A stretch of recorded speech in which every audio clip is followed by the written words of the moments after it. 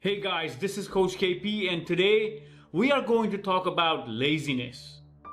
So recently a lot of people have been asking me about this question about how we can get rid of our laziness. And that's an interesting question because if I told anyone, and I asked this question to these people, if I told a so-called lazy person to wake up at 3 a.m. in the morning every day for the next 30 days, and at the end of which I will give them $1 million, will they find a way to wake up at 3 a.m. in the morning every day? And every single one of these people that think that they're lazy has told me that they would.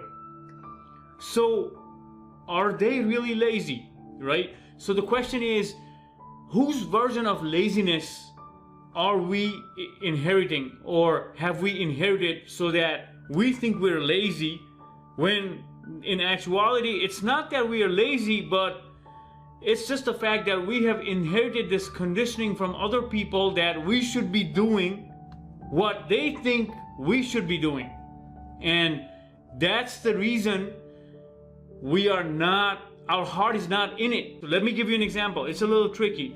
So let's say a child growing up wanted to be a guitarist, and his parents told him and conditioned him or her and told them to play the drum, for example. All their life, all this person saw was drums. They'd probably play the drums, right? Because they were given lessons, whatever the case may be.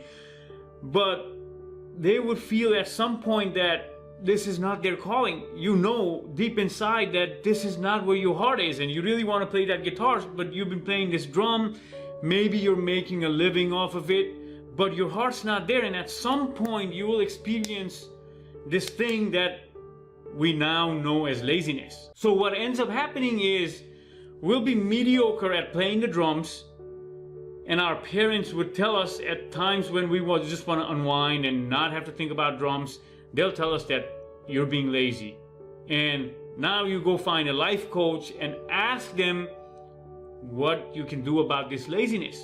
But the question is, you aren't really lazy. You just haven't found your purpose yet. And unfortunately, nobody really tells you how to find your purpose, right? So that's what's happening to a lot of us. We are doing things that the society has conditioned us to believe that we should be doing, and obviously our hearts are not in it. Then what do? They listen to the same society that told us to do this, and then question ourselves, experience self-doubt, because obviously there's a cognitive dissonance because of what we want and what has been shoved onto us. And what do? We become lazy, the society's version of lazy. So my advice to people that have been conditioned to be lazy is that stop whatever that is that you're doing where you're being lazy and reevaluate the situation.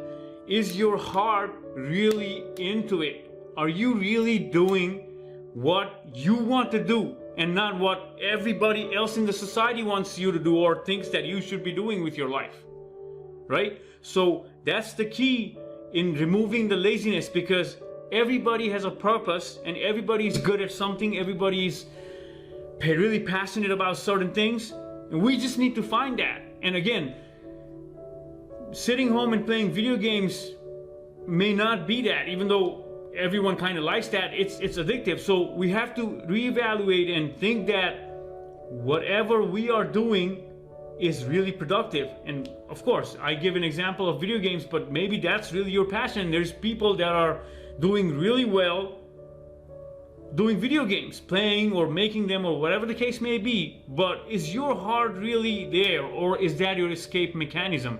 Because it could very well be an escape mechanism to all these voices that are coming into you or into us, and we engage in some addictive behavior. It doesn't have to be video games, it could be alcohol, it could be anything, just to avoid that pain associated with not succeeding at being the best version of what the society tells us to do. So ask yourself this question: am I really lazy? All right, peace.